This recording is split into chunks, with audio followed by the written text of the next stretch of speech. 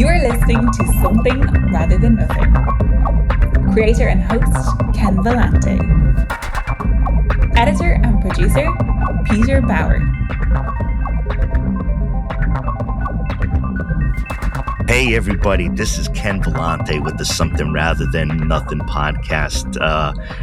Really thrilled here. In 2025, I have a guest here, Aaron Keuter, somebody who I contacted a while back, and it's great to have you on the show, Aaron. Welcome to Something Rather Than Nothing. Thanks for having me. I'm glad to be here. Thank you.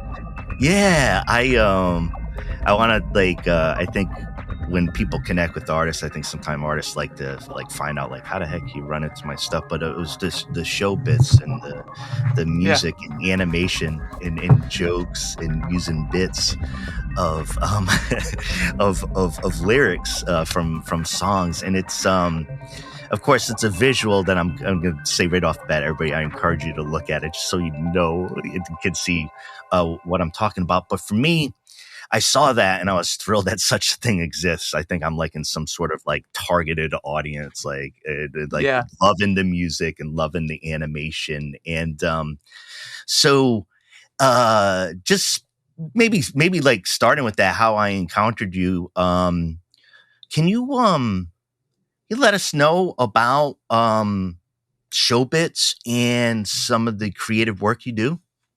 Yeah, I've been a kind of motion graphics designer, visual effects artist, general kind of video post-production guy. I've been doing some variation of I don't know, I started doing photo and video editing when I was 15 on a computer. It's kind of my early interests were messing around with computers and messing around with video and media. But yeah, so that's been my career that's been my whole career, has been some variation of video post-production. But yeah, I get kind of pulled into the rat race of, corporate video making, and it can be feel very hollow. Of course, I guess it's a regular story. And then I don't know, I was just screwing around on my iPad one day and I started drawing a picture of Bob Dylan, and then I was making Bob Dylan noises because it was making my then 2-year-old son laugh. It was just Good job. And I was like, I think I got something here. And I was still drawing on my iPad. And then pretty soon I was creating a Bob Dylan siren, where it's just him as a literal siren spinning his head around going, whoa, whoa, whoa. And then that kind of morphed into a thing. I posted it on the internet because that's I have the regular 2025 social media narcissism that I want to share with the world, and people were laughing. My friends were laughing, and then I turned it into a thing that's now got a big following. It's great to hear. It's great to hear about it. It's so much fun, everybody. I've encountered an Instagram show_bits BITS, and thanks for letting us. Telling us a little bit more about that background. It's sometimes I think as an artist, maybe on your side, you can't see the reactions of everybody, but even in our house and sharing them, and the songs and the animation, it makes everybody laugh and smile. It's such a great effect. That always makes me feel good to hear. I when I hear that people are telling me that they share it with their friends, and they're like, everybody just loves it. It's really gratifying to hear. And so I always love hearing stuff like that. I like just knowing that people are sharing it and laughing is kind of my ultimate end goal. I've kind of crafted a little bit of a desire and a intention to monetize it, which can rob the artistry, I guess, I suppose. But at the end of the day, I'm delighted by the genuine human reactions of joy and laughter and sharing. Yeah. Do you drop into, is it a reflection, say, we talk about art and taste and things that people like? You obviously, like music and working with it. Is it a reflection kind of some of your kind of what your interests or what popping in your brain, or how's the creative process work? I suppose, honestly, I listen to music. I like music. I think people watch Showbits and think that I'm this like encyclopedia of music knowledge. I've joked with people I'm less like a B-sides vinyl and more of a greatest hit CD when it comes to music knowledge. Yeah, I don't have So technical questions, right? I mean, don't worry about yeah, that. yeah. So I'm in terms of like I enjoy music like everybody, but it's. Uh, I don't know. I find myself noticing things in songs, and I'm like, hey, if you put that in a different context, it means something else. And so the essence of Showbits is decontextualizing a familiar musical lyric or tone and putting it in a different place, and then you sort of quickly find the irony, and that's I think what people connect with Yeah, and are delighted with. But they're very very simple, base level, one dimensional jokes. yeah, So, yeah. And when they work and they keep working, and yeah. that's that's the vibe. That's the Oh vibe you yeah. get. Yeah, and Yeah, it's like I mean I have a long list of them now. It's animation, so it takes a long time to make one. So it's it's like sure. a lot of effort Well done. for a quick joke. But if I pitch it to my partner and she laughs, I'm like, all right, well, yeah, I got to do that one. So Hey, the partner check. Thank you. yeah, Hey, I wanted exactly. to ask you. Obviously, you've studied, you're practicing artist and studied art directly. You went to Savannah College of Art and Design, and uh, I wanted to ask a conceptual question, like that you think about just for a backdrop. As you're going through this and studying art and design and creating, what is what do you think art is? What is art? I mean, that's what you're involved with, trying to do, and for you, what Yeah, is? I mean, if I were to give my like hyper poetic conceptual answer, it would Mhm. be that I think art is the output, the labor output of um people just endlessly that it's the output that is a result of our endless frustration with the fact that we have to die one day. It's kind of No, my no, most immediate thought is just yeah, that's it's that philosophy. tension and that anxiety to insist that oh no I was present I existed for a minute so I have to get to work and demonstrate that and um, yeah I don't know I guess I think of like in terms of my own creative output it's yeah, as I mentioned earlier, it's not wanting to just be a drone in a kind of corporate machine. That it's the desire to have my own sort of stamp on existence, and you know, Yeah, I mean, there's so much in there in what you said that I was responsive to in my head because, like I'm trained in philosophy, like in classic way, not deeply, but I'm trained in that, and the Greeks and Plato and Aristotle. That's all philosophy is the contemplation of death. Like so, yeah. there's this Oh like man, deep yeah, I existentialist, right off the bat in my head, right? right. I mean, actually, I was thinking about this earlier as I was like, I think about I think about death a lot. I guess I make funny videos, but I think about death a lot. And Hey, there's strong connection. yeah. So and I think about the fact that like, what if I did live forever? If there was no death, what would I do? And the answer is probably nothing. Um, there's always a tomorrow to do a thing. So Yeah, I don't know. Aaron. If you live forever, would you make a podcast? Hey, Aaron, this is perfect. You're perfect guest for the show. No, I wanted to. There's different things to talk about. One piece I didn't want to miss, and before we jumped on chatting here in 2025, Aaron Keuter.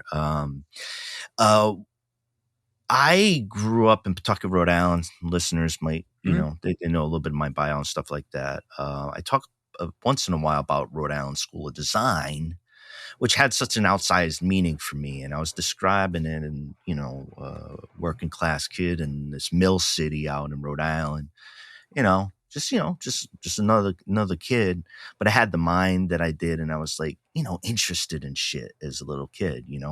Yeah. And having Providence, Rhode Island, which was, I don't know, it was kind of a shithole at the time, to be honest with you. As far as the conditions were in, there were significant social problems. There's inattention to infrastructure, and a down economy from the mills closing in the 70s and 80s. It wasn't a pleasant place, but around all this, you have Brown University over in Providence and Rhode Island School of Design. And my dad would tell me about these musical artists that had formed there and Oh yeah, Talking connected Heads. there, Talking Heads, and They Might Be Giants, and other bands and collections of people. And I'm fascinated by that. So I heard these stories growing up, the ones that my dad told me. So like the idea of a school of design, and he would say it was one of the top art schools in the world. He knew that too. So I was like, wow, I began to realize it's a really cool thing. One other piece connected to this, which might have a little bit more meaning, but kind of like background bio on me, was so the first time I went there was on a field trip, third or fourth grade, fifth grade, bunch of us city kids. Well, and they're showing us stuff, and we're reasonably well behaved. I don't know if that will stand up to empirical tests, but reasonably well behaved. And I go into this room, and there's this wooden Buddha, and this wooden Buddha, to my head at the time, is 12 feet, 14 feet. It's enormous, and it's weathered, and you can see the skin weathered, the wood skin weathered, and pieces chunked off. So it's lived and it's formed for a while. But I'm going there. I don't even know what this is. I'm a little kid. I go in there and sit and just look at it. I'm like, in my head, I'm like, holy fucking shit. Like, what is this? It's Asian, like I don't, and I was so awed by it. And it was just a wonderful experience in the art museum. Years later, when I went back for the whole proportion type of thing, how big is it? Is it still there? Right. I go back when I'm like, I don't know, 25 years later, something like that. And I go back and I go in, and of course it's not as big. Right. It's not as big as I remember, but the spots where there was chips of the wood gone that I remembered as a kid, like all that was the same because it's just the same and protected statue. Its size was smaller, but it still had the overall effect. And by that time, I had studied Buddhism and practiced it myself at time, consistently. So my relationship to going back to Rhode Island School of Design and being like, first, I hoped it was there. It was. Second, I was like, what does it look like now? It's got to look different because my head's different. I'm different. And to have that experience. So it had such an effect on me, like thinking about it then, that I get super excited about where places, there's a long lead up. Places no, it's all good. No, it's interesting. People's, where they study or what the art school environment is. One other point. I've just finished reading this manga. It's called Blue Period. And it's about going through Japanese art school. I'm not sure if you've heard of it. It's 15 volumes, and it's been this incredible experience because it feels immersive in the storytelling in the manga, but it also will break off into instructions of how to make something that you'll see in the manga. So it'll give you like art school. So I feel so immersed in doing that. So I've been really love hearing about like art schools in design. And I noticed SCAD. I romanticize Savannah. It's a beautiful place. But I wanted to see, there's a long opening up, just like about your experience there, or, what an art school means to you or your experience with it, for me as an outsider. Oh, yeah. I mean, to me, RISD and Rhode Island School of Design and SCAD, Savannah College of Art and Design, are in two very different categories. I've never been to RISD, but I look at the creative output of that school, and it's incredibly impressive. SCAD, I think, is a wonderful school. It's a bit more, I call it kind of a creative tech school. I learned a lot of just basic like video production stuff. Like you can get like a really good education in visual effects for film and television there. To me, I feel in my head, and maybe somebody from RISD might correct me, but to me, RISD is more highbrow. It's more like art for art's sake. A technical piece versus more of an explorative Yeah. I feel like RISD is more of the art for art's sake. SCAD, there's some wonderful creative output from SCAD, but they're very much, I believe it's even in their mission statement, it is creative jobs. Like it's very much, how do we Yeah. put you and your creative mind into the the the, the wheels of capitalism and, and stuff like that. And yeah, and I will vouch for SCAD. It's a great school, but it's not that hard to get in. And Yeah, for me it's a different personally, like, approach too. it's what? It's a different approach to Yeah, the absolutely. And yeah, SCAD was a awesome place to spend my college years. I loved being in Savannah, beautiful town, and there were some wonderful creative worlds and galleries and people, and it was a wonderful place to collaborate creatively with others. Um, but for me as a youth, like I when I was 18 or whatever, I grew up in Mississippi, and I didn't really have any kind of direction or drive or whereabouts in Mississippi, out of sorry. curiosity. Whereabouts in Mississippi? I grew up in Jackson. I mean, I've lived in a lot of places, but high school and junior high was spent in Jackson, Mississippi, and I spent a year at Ole Miss, my first year of college, before I transferred to SCAD. But like I liked music, I liked comedy. I was very much the person who would hang out with his musician friends and think they were kind of a musician too, but also I never practiced guitar. I never made any effort to craft a skill. But in my head, I was always this very self-serious kind of artistic mind. In high school, I got the top prize in a art competition that my art teacher submitted one of my pieces for. And I think that was, that put in my head that like, oh, I'm an artist. Like, and I think that's a kind of a dangerous thing to put in a young person's head, that like, you needed it though.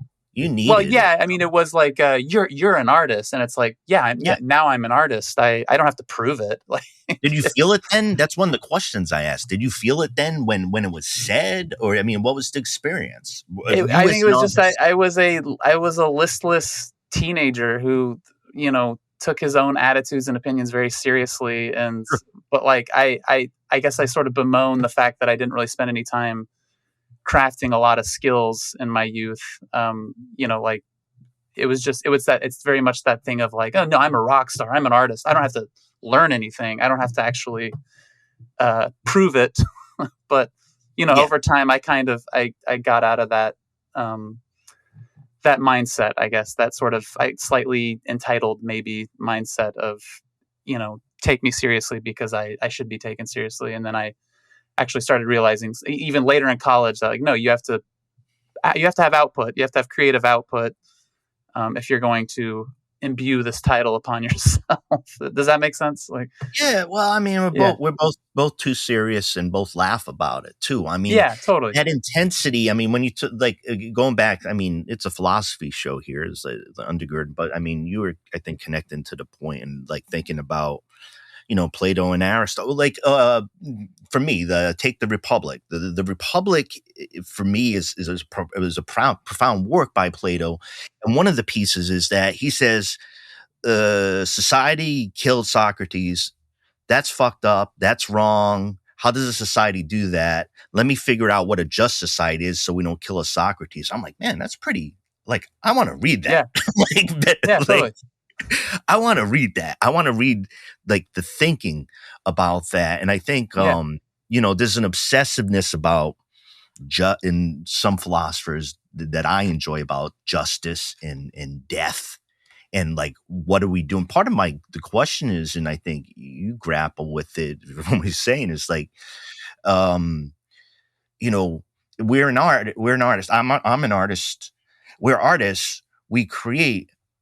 What the fuck for? And at the bottom of it, like when our heads get squirrely, when my head gets squirrely, but that's not the predominant place I live. But those things are powerful of being like, shouldn't I, like the simple feeling, like, shouldn't I be writing a book for the next 2 years? Yeah, exactly. In my own head and for I existed or. Mm-hmm. Yeah. And I guess I've always, I've admired the people in my life who that's just their default setting, like is is output, is creating things, and it's almost as if they like have no choice. Trying to remember, there was a quote from Prince about just, I'm not even going to try to bring it to mind, but it spoke to just how like making music was his default setting. There was no choice. Like That's putting in what it time and was. practice and effort and crafting your skills was just the natural state of his mind. For me, I really have to get myself off of a chair and be like, well, I don't know, it's either this or heroin addiction. Like, I don't, like, Yeah, let's go to best path. Yeah, totally. And it's like maybe I spend too much time thinking about death because that's what that can be the driving force, but also the sort of nihilistic, like, well, why? Well, no, here's part of like one of the reasons I can kind of flip it on it. It's this comedy and such, but no, it's curiosity. So I even talked about this in a recent episode that I did, but there was a phrase. Sometimes a phrase can help capture whatever strange things in your head, and you're like, "That's true." I don't know why it is, but it makes me think. And it was morbid curiosity cures the blues. And it was this magazine, Lauren Rhodes, who I've had on the show, and she does these gorgeous like cemetery tours. She has some stuff about Savannah too, where it's deep and it's mindful and it's everything respectful, but goodness gracious, it's morbid. Here's a book about this. Yeah. Gravestones and tours around that. But there's a lot of meaning to life for me within that. And that's, I think, the underlying thing. But that phrase, that magazine, and reading these strange stories that were like, why am I reading the morbid curiosity? But you felt better too. And how do you explain that? I don't know. It helped my head get through like some of that stuff, or going back, or it's just a spooky story. And there's something about inhabiting that space, like, and being like, I'm curious about this because, well, like that horror movie that shows things in particular ways. I have some morbid curiosity to see, like, what the heck? Yeah. That all is. Absolutely. Yeah. Yeah. It's kind of, I guess what comes to my mind right now is, my son is, really into cars. He's 7, and he convinced me to download this game. And it's a lot of fun, but the only purpose of the game is to crash cars. Like, we just destroy, and it's delightful, everything. And it's a lot of fun. It's just like, why are we so delighted by this? I'm delighted. Good. It's what? You feel good. I'm not sure. It feels good. And like, I mean, obviously, like, we would both be actually horrified by real life car crashes, but yeah, absolutely. Putting your brain here for a moment and just destroying cars in a virtual space is wonderful. There's something about that. Talking about philosophy and some of the cool years. I think there's something about the artist, like I said, and like, finite amount of time, if we think about it in that way, to create and do, and everything can feel super super important. I wanted to ask you deliberately, a question I ask is the role of art. And we're recording in 2025 here. I add the question, or just to mix it, is the role of art changed? Or is art just, we're talking right now, you and I, is art arting the way it has, or is something going on differently about its role? Has the role of art changed? I got to think it has. I mean, I guess I'm jumping from era to era. If you were to go to the Renaissance, like, sure. I don't want to pretend like I'm a scholar of the Renaissance. No, but that's fine. I reckon we're talking on a good podcast here. Yeah, we don't have yeah.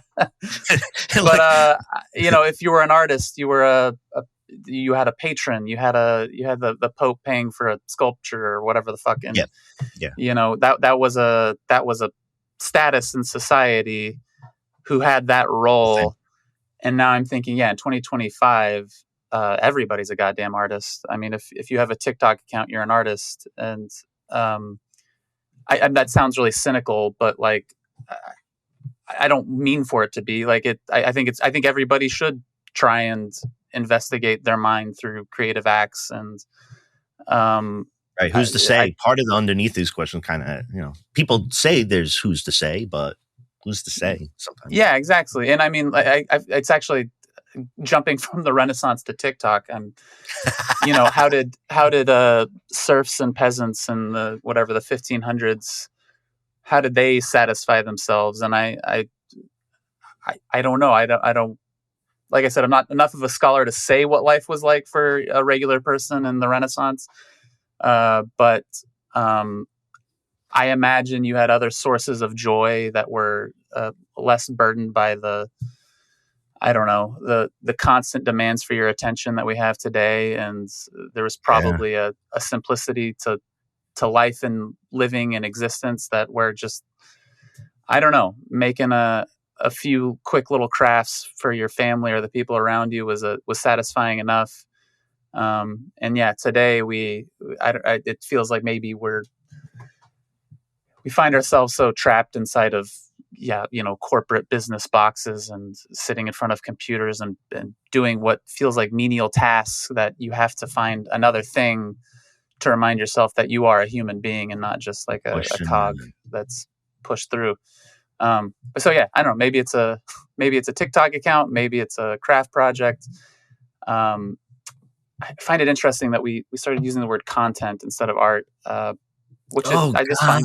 I was admonished by somebody. It was a good wake up call a few weeks ago. Said, "Don't say that shit. Don't say content. Don't say content." It was more of the idea was just distributive in the system. It felt reductionist. So I don't know. Yeah, I mean, it really does. It does feel like. It does feel like I don't know what am I trying to say? Like a point, like a content. It's a thing that we pile up, like instead of focusing or existing or trying to be present with. It becomes this sort of metric instead of an experience, I guess. Does that make sense? Said there maybe is like not just looking at it in a particular way of it piling up around that, right? Piling up around that idea. Yeah, for sure. I think you have a greater democratic access to platforms and such, and even this talk about a podcast, right? It's curious. It's a curious thing. Like I'm in the same way where all the distributors say to creators saying, "Yo, you can have our platforms and runways, and it's all beautiful through us, and here's my free stuff." Which I've always done a DIY independent podcast, and all that stuff. But you also see the business aspects of what's going on with podcasts. Like if the demographics showing that like podcasts are what humans from 15 to 30 listen to in the US over a lot of other things, then your old thinking is, so like something is going on in podcasts, but it's this kind of like commerce. I've listened to podcasts lately. Sometimes they sound like they have too many commercials. It's worse than radio. And I'm like, wow, that happened quick. Yeah, exactly. And it's interesting because I've always felt like when creating stuff, especially nowadays, what's been driven, even in film school at SCAD, what's been driven into my head is say it short, say it tight, do it quick, get to the thing quick. I perform improv comedy, and like my method of doing improv is like get to the bit quick, hit it as many times, and then wrap it up and then start a new one. It's a very kind of thing. Sorry, why was I talking about that? Oh, with podcasting. Yeah. I'm like, I would think that your instinct would be to quickly slide in, like say an advertisement or some sort of monetization method that is just in and out. But yeah, some of these ad breaks are 5 minutes long, and I'm like, you have to realize your listener is, if they're actually paying attention, they're skipping over it. But there clearly is a method there that's working in terms of monetization where it goes the opposite of what my brain would instinctually think, which is quick and fast.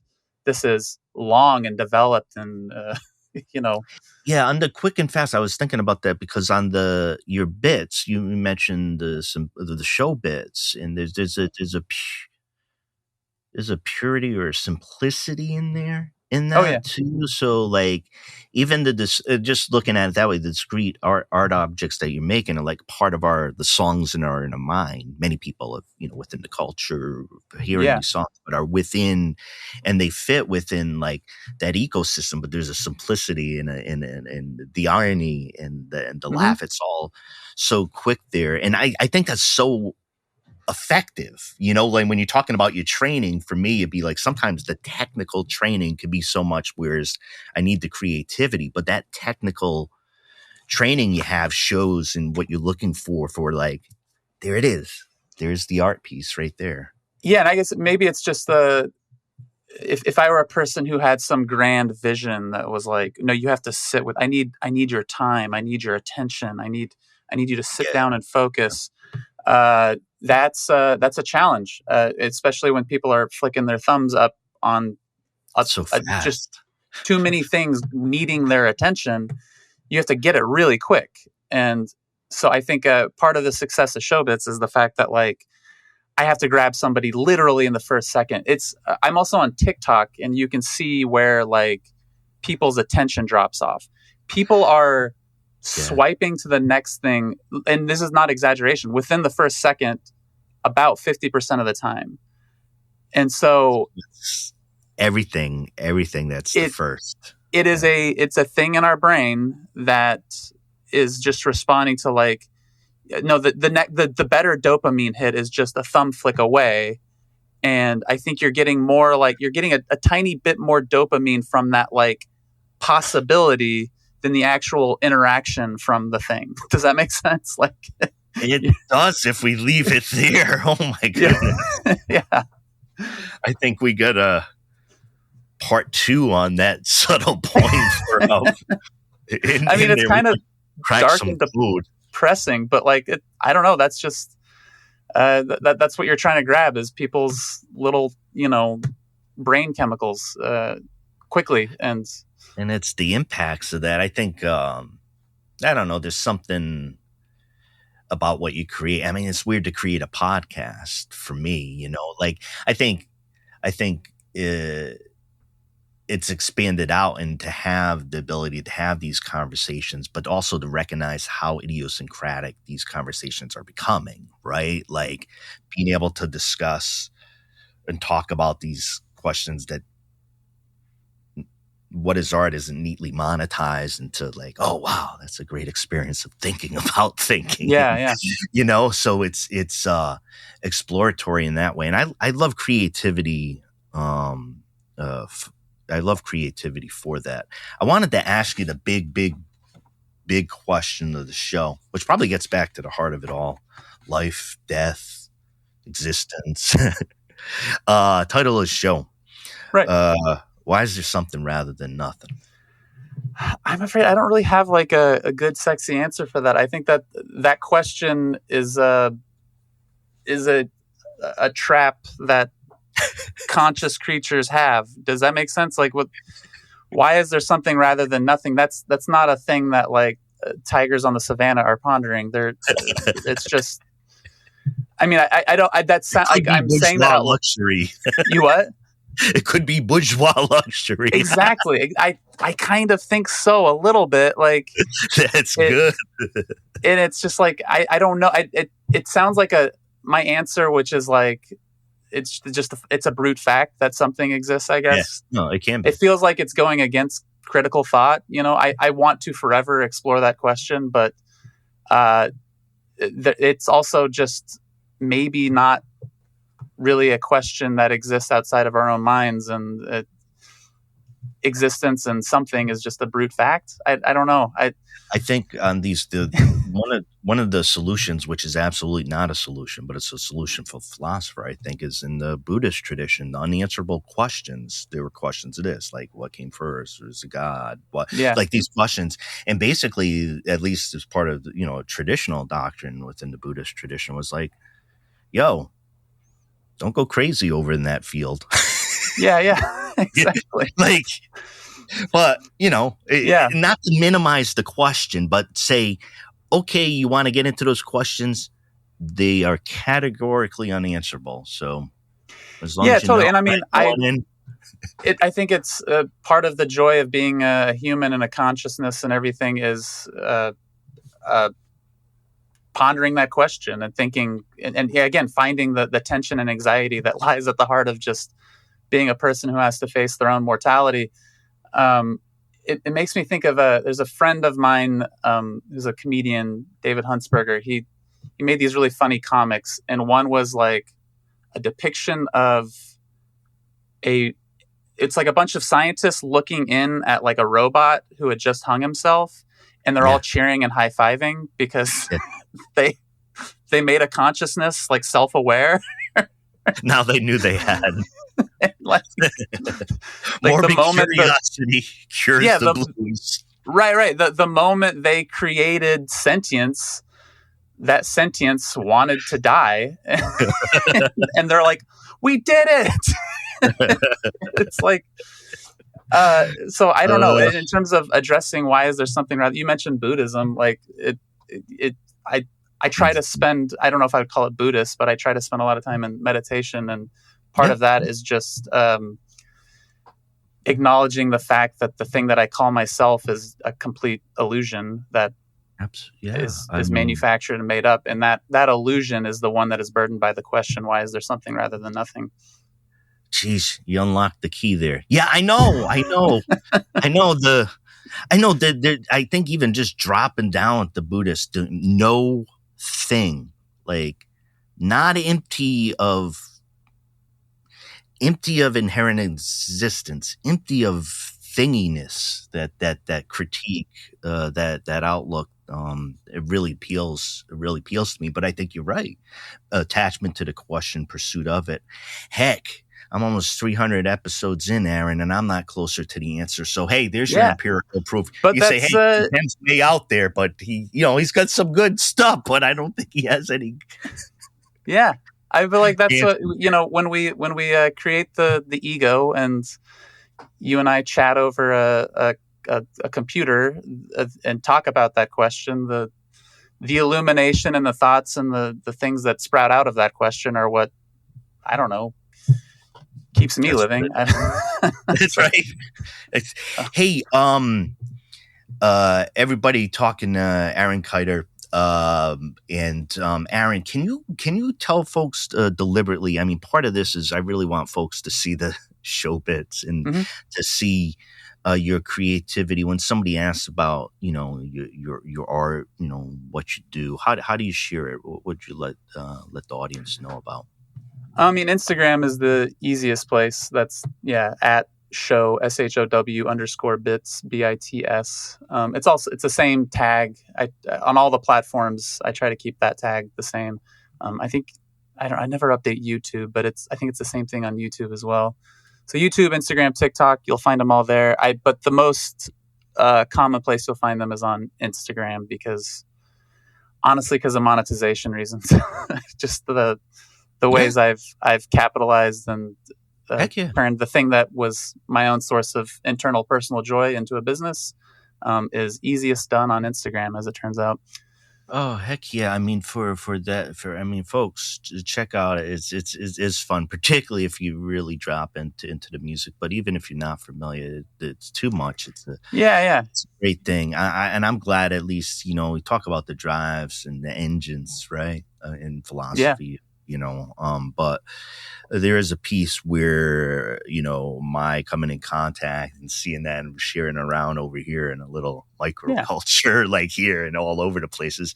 I don't know. I think that's what's special about art, and I think it's pretty trippy. It's what you share with another person. That's what, I mean, if I guess I don't remember what I said about what art is earlier, but obviously there's a communal aspect that keeps us going. It keeps us connecting with other people. It's like what you share with another person is, I don't know. It's a thought. It's a art piece. It's a painting. It's a movie. How many parties have you been to where like all of a sudden you're talking about your favorite TV shows? Like, oh yeah, it's where it's how you connect. that narrative. Oh, it's in the sports thing. Here and there, where You cut out everybody. Yeah.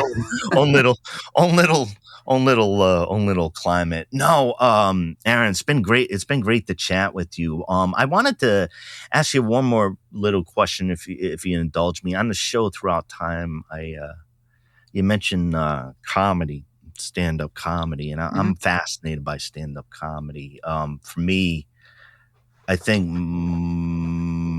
there's a decent amount of philosophers who that's how they get their money. They're comedians. Yeah.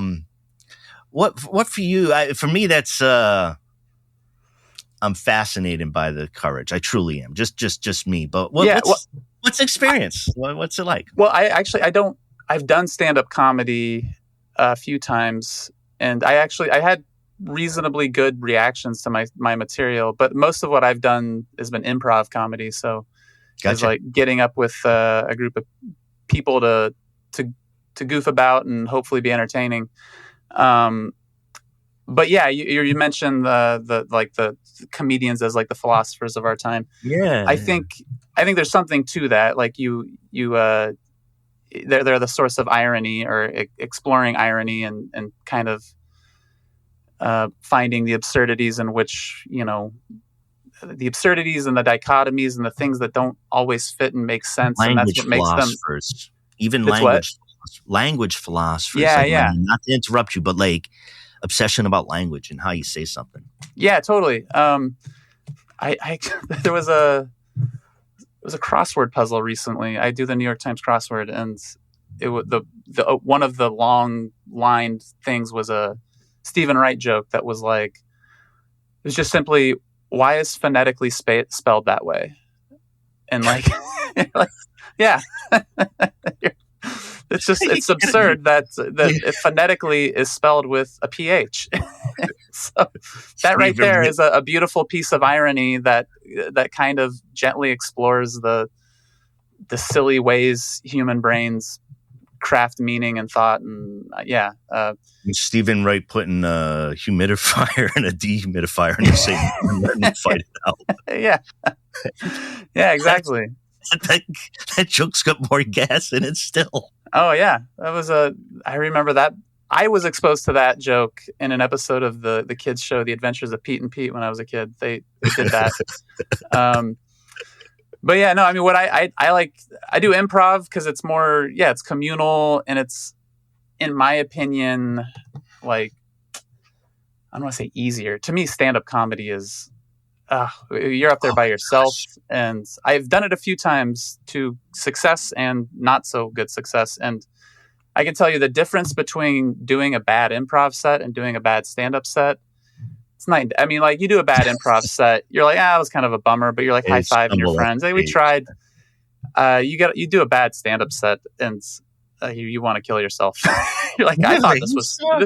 It's what? People yelling, you suck, and come on. Yeah. I mean, I haven't experienced that necessarily, but I really thought this would connect. And and it's... Yeah, exactly. I mean, I'm obviously being hyperbolic, but like... it's tough to write a thing. You're like, oh, this will be that exploration of irony and delight and funny. Yeah. And it's just told to blank stares. People who go to an improv show, they're rooting for you. They're trying, they want to find a reason to laugh, and they will very graciously at times laugh at your poor brain connections. So I guess maybe that's the difference, but to me, improv is like it's a delightful way to, I don't know. It's weird because I find improv really cheesy and like silly sometimes, but it's actually like, it's as much for like the people on stage. I feel like you and your friends goofing off than it is for an audience you want to entertain. Screwy. And you never know when it's something screwy, like unscripted, and like, thanks. I know, philosophy and comedians, Stephen Wright and George Carlin, talking about some classics. Oh yeah, Jerry Seinfeld, the kind of show about nothing. And I saw George Carlin and when I was 15, and a family trip to Las Vegas of all places. And oh my goodness. And it was wonderful because it was a good moment to see. This was like 2002, I think. That's wonderful to hear. I'm glad totally. glad we got that. Freaking George Carlin. That's freaking. Oh yeah, it was awesome. Like I think I described being kind of a listless teenager and saying to my parents, "Hey, we're and my siblings, like we're in Vegas, hanging out. George Carlin sounds like fun," and my parents were like, "Yeah, let's do it." And it was a great show. Yeah. Yes, my parents love comedy, so I got. I always enjoyed, and I could hear the Richard Pryor. And, oh yeah, to me it was growing up. It was a big one was David Cross.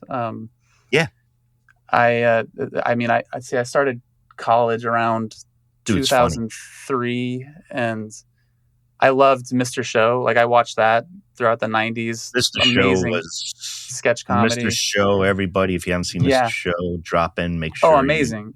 Capture those treasures.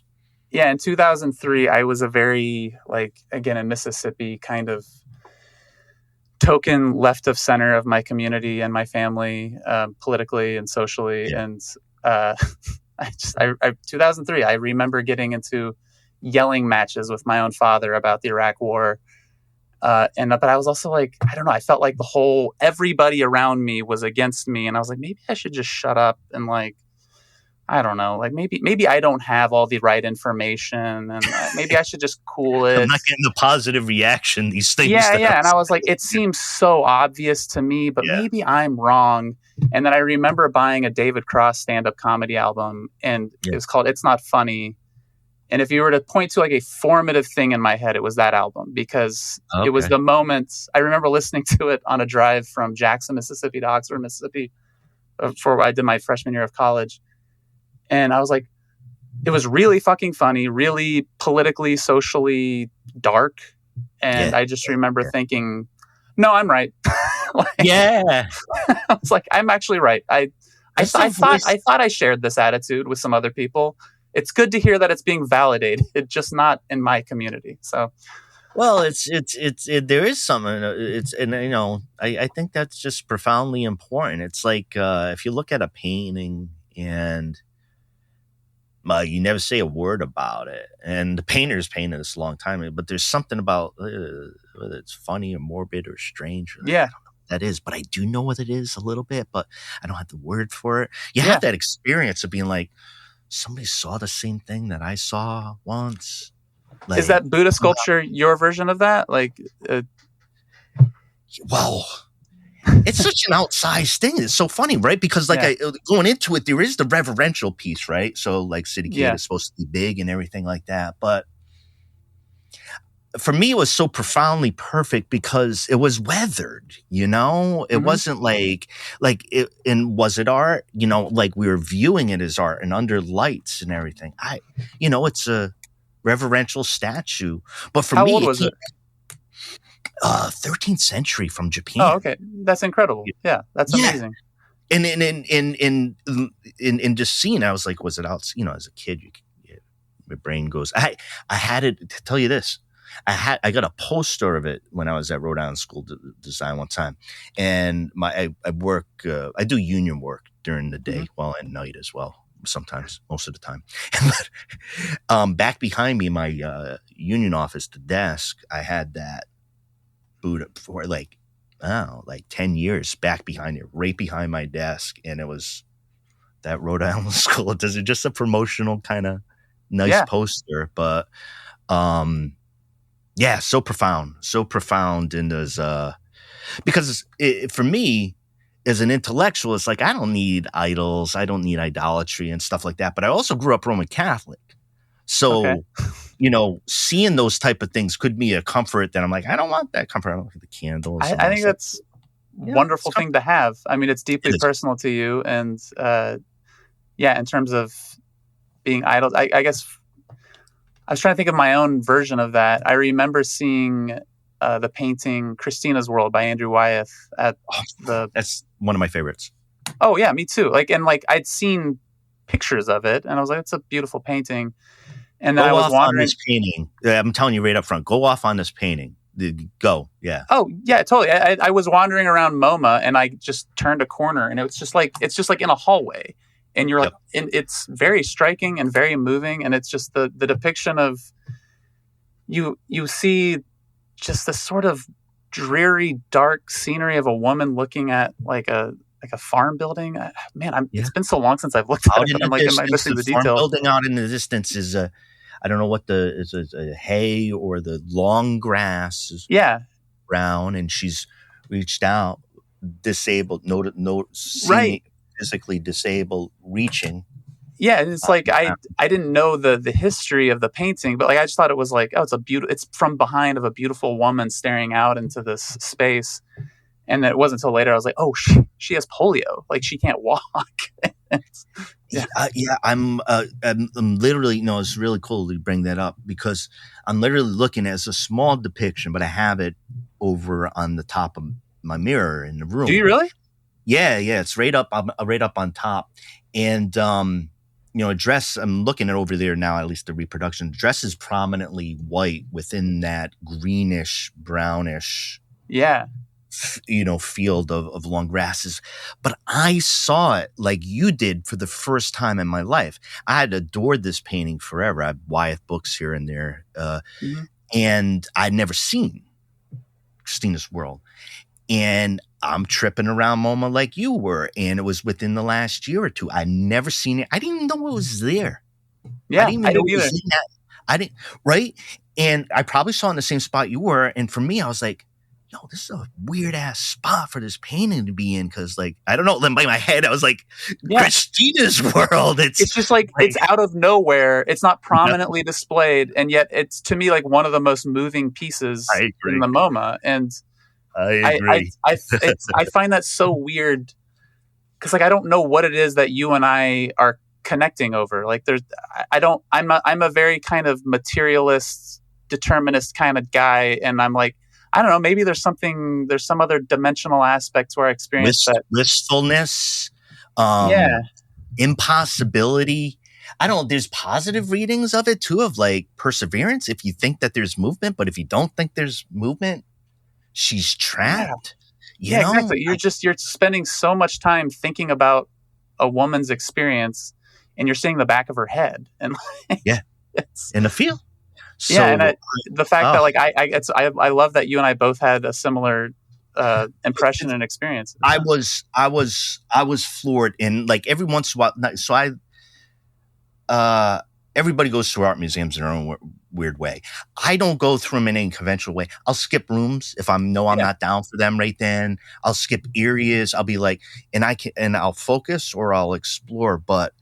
I was so startled, like in a similar way you're saying, because I was like, for me, in my head with the outside, like that painting, it was like, okay, like, I don't know if you need a grand entrance or a Wizard of Oz kind of like pipe and bellows, like show to like tell me that it's coming. But also being away from after it, seeing it physically, the painting and being able to look, I remember and look in how he made, I can't describe it and I don't want to describe it, but the grass, the strokes and, and looking at that and being like, oh my gosh, like it's, I'd seen it in the books and then it was right there. So, wow. So everybody, at least they can know with our obsession over this painting, it's at the MoMA, Christina's World. See and you'll just wander around and be surprised by it. I'm like, maybe it's on the 4th floor. I don't know. Like it's just tucked away. Not tucked away. It's like on a path to somewhere else, And no, it is. I might have gone and missed it, but it was not that sad story. I went and had the same experience of Aaron. So we're good. And it's like there's a mystery there of the fact that obviously we're probably not the only ones that had that experience, but like I don't know what it is that we're all sharing. We're sharing something, but I don't know what that is. And that's, I guess people are using the word AI a lot.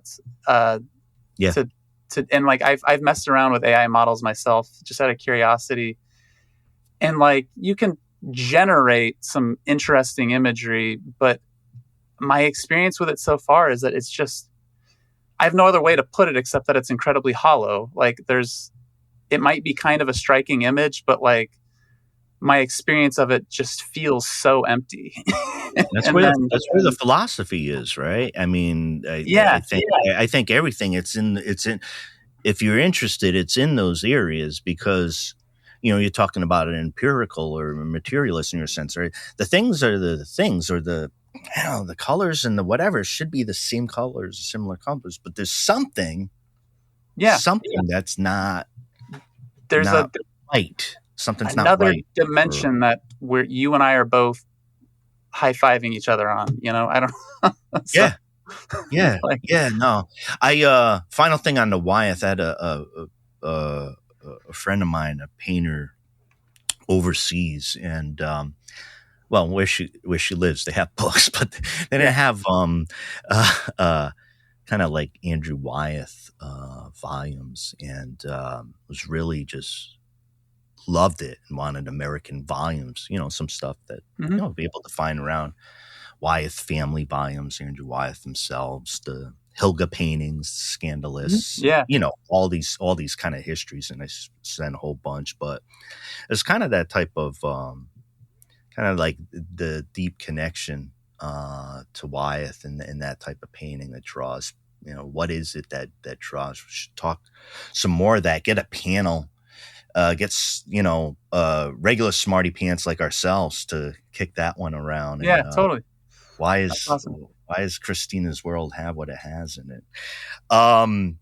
Aaron Keuter, great meeting you, talking to you on the podcast here. Absolutely.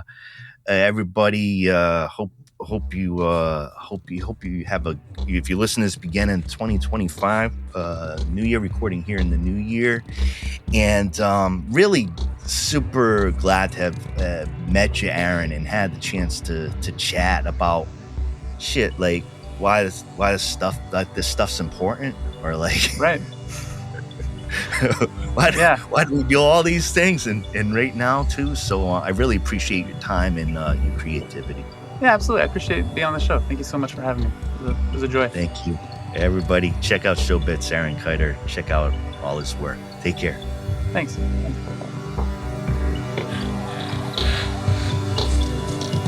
This is Something Rather Than Nothing.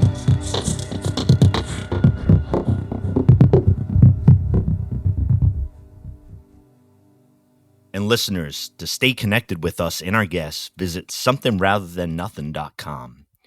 Join our mailing list for exclusive updates and access to guest-created art. If you enjoyed this episode or any episode, please like, subscribe, and leave a review on your podcast platform. People really read that shit. Your support helps us reach more listeners and spread our community across the planet. This is a global show, and we like to give a shout out to our many listeners across the world, including many listeners in Canada, Spain, Germany, UK, Argentina, Brazil, India, Thailand, and so many more places. Be sure to follow us on Instagram at Something Rather Than Nothing Podcast for behind-the-scenes content. And the best way to help the show is to tell your friends about us. If you love it, they'll love it too. Tell your friends who love it. We love you.